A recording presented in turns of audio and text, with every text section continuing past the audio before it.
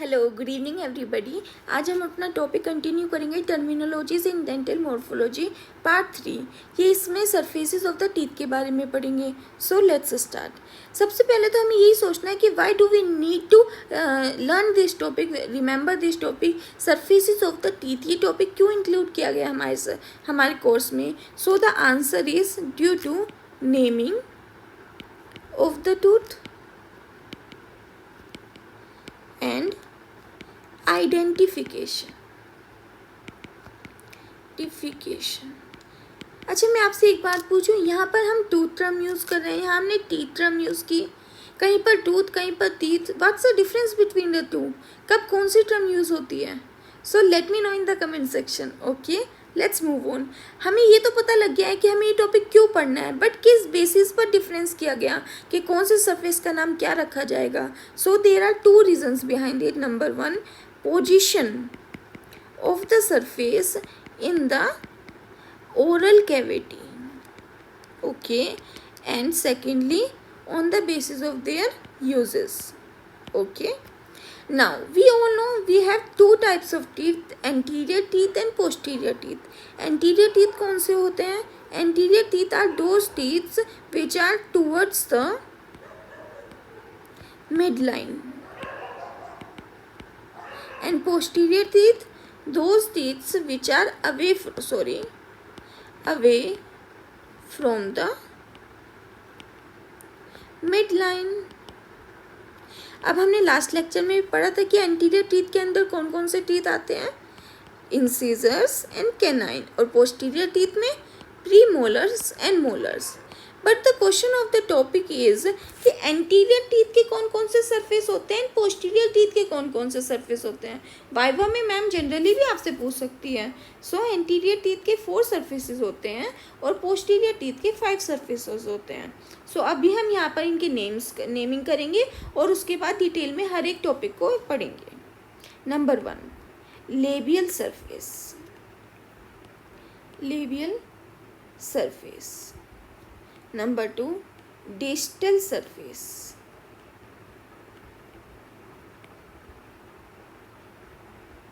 Number 3, mesial surface. Number 4, lingual or palatal surface. These are the 4 surfaces of the anterior teeth. What about the posterior teeth? Posterior teeth के 5 surfaces होते हैं। Number 1, distal surface. Number 2, mesial surface.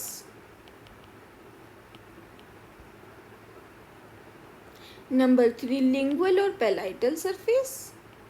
Lingual and palatal surface. Number 4, occlusal surface.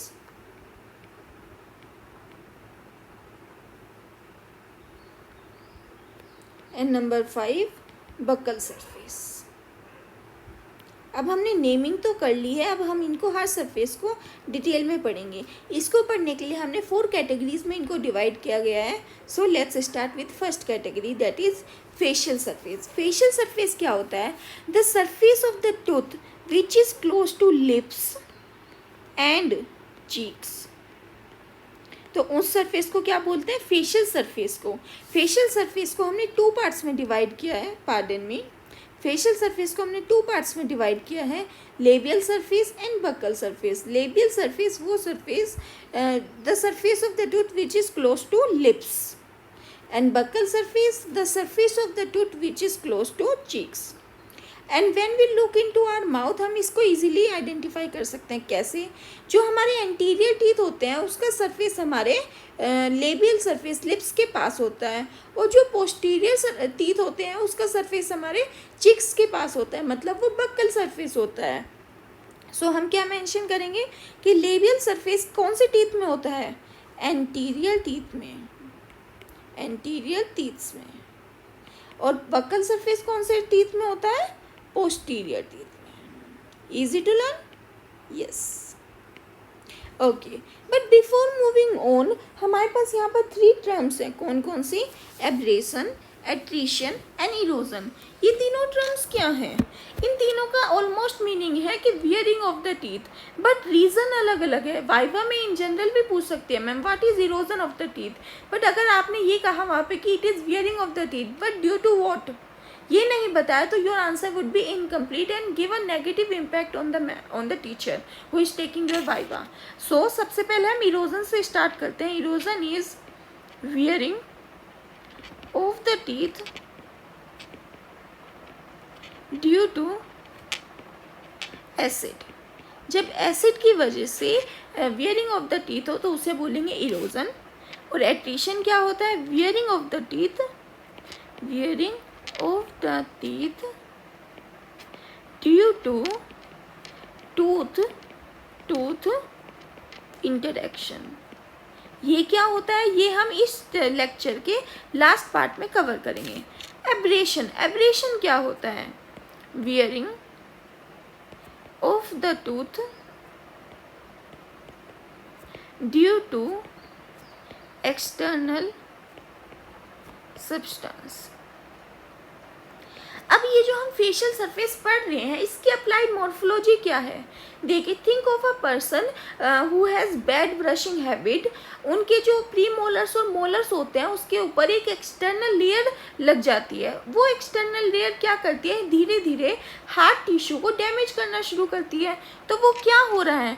Wearing of the tooth, damaging of the tooth due to external surface. Okay, तो facial surface पे हमें increased abrasion मिलता है किसके? Premolars और molars के। Okay, let's move on to category B. Category B में आता है palatal surface and lingual surface. Palatal, palatal as a word suggest कि पैलेट मतलब palatal bone, the surface which is close to palatal bone. और lingual, lingual मतलब tongue, the tongue means the surface which is close to tongue. But इतना easy तो नहीं होगा, है ना? सो इसके लिए हमें ये डायग्राम में पूछते हैं, अच्छे से समझते हैं कि कौन सा सरफेस क्या होता है। Let's start. सबसे पहले तो ये देखते हैं, ये एक हमारी मिडिल लाइन होती है, ये मीडियन लाइन होती है, ठीक है? हम नेमिंग समझते हैं। ये दोनों हमारे इंसीजर्स हैं, जिसमें इसको सेंट्रल इंसीजर कहा जाता है, इसको लेटरल इंसीजर कहा जाता है, पार्डन मी। इसको कहा जाता है कैनाइन, इसको first premolar, second premolar, first molar, second molar, third molar. इसी तरह ये नेमिंग इधर चलेगी, ऐसे ही इधर एंड इधर, ठीक है? हम सबको पता है कि ये हमारा मैक्सिलरी जो है और ये हमारा मैंडिबुलर जो है, ठीक है? चलिए, सबसे पहले हमने फेशियल सरफेस पढ़ा था, क्या होता है? जो लिप्स एंड चिक के पास होता है। लिप्स एंड चिक के पास में, पार्डन मी, लिप्स एंड चिक के पास में सबसे पहले लेबियल सरफेस। लेबियल सरफेस वो था जो लिप्स के पास था, और लिप्स के पास कौन से टीथ होते हैं? Anterior teeth. ओके, और बक्कल सरफेस, बक्कल सरफेस का मतलब था जो सरफेस चीक्स के पास है, कौन से? उसमें पोस्टीरियर टीथ। यही बात यहाँ पे चारों मतलब जॉज में बताई गई है, ठीक है?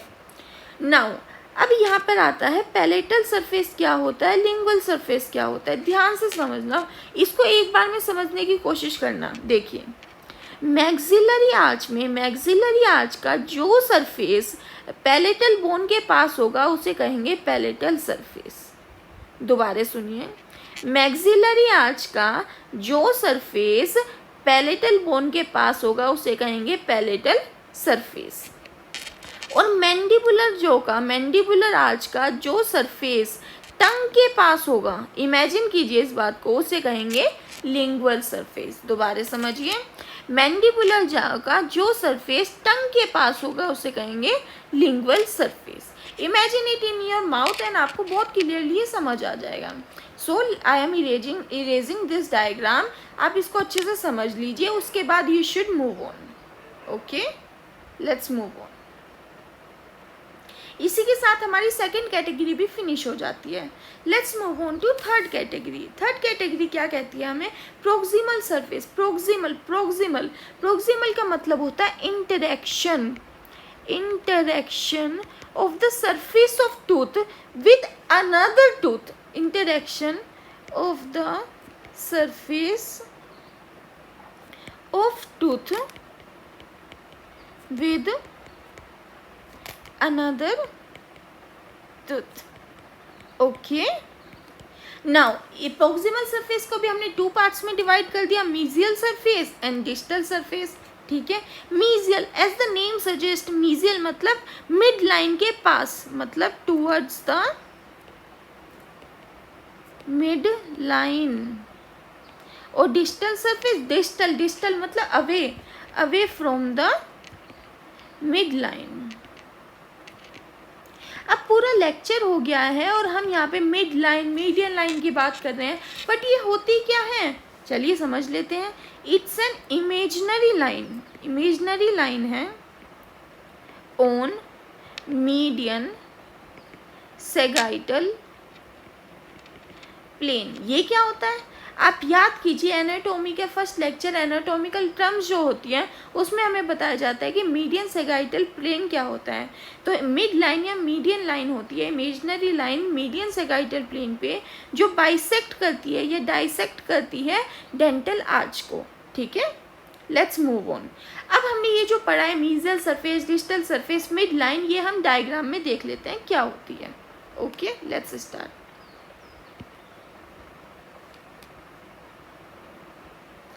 चलिए सबसे पहले ये देखिए, ये मिड लाइन या मीडियन लाइन है. हाँ जी है, ठीक. अब ये मीडियन लाइन के जो पास वाला सरफेस होता है उसको कहेंगे मीजियल, और जो अवे दूर वाला सरफेस होता है उसको कहेंगे डिस्टल.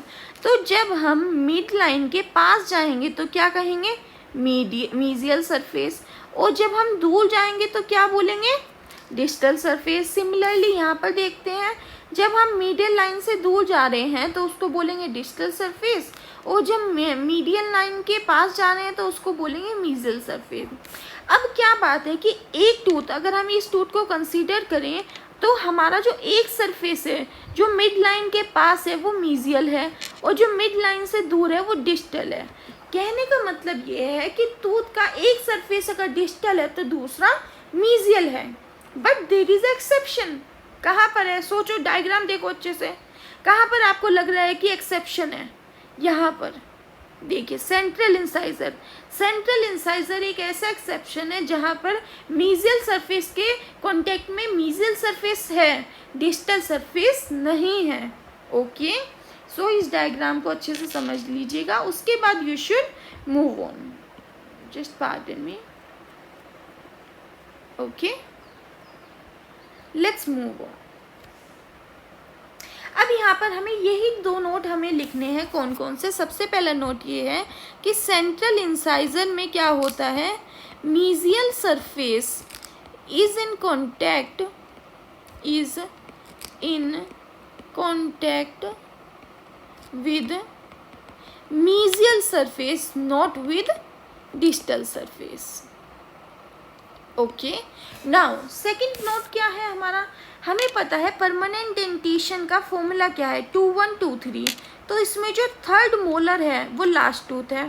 ठीक है, डेसिडियस डेंटिशन इसका फॉर्मूला है 2102. तो इसमें जो है सेकंड मोलर लास्ट टूथ है. जो हमारा ये लास्ट टूथ होता है इसके डिस्टल सरफेस से तो कोई भी सरफेस अटैच नहीं होता ना, है ना.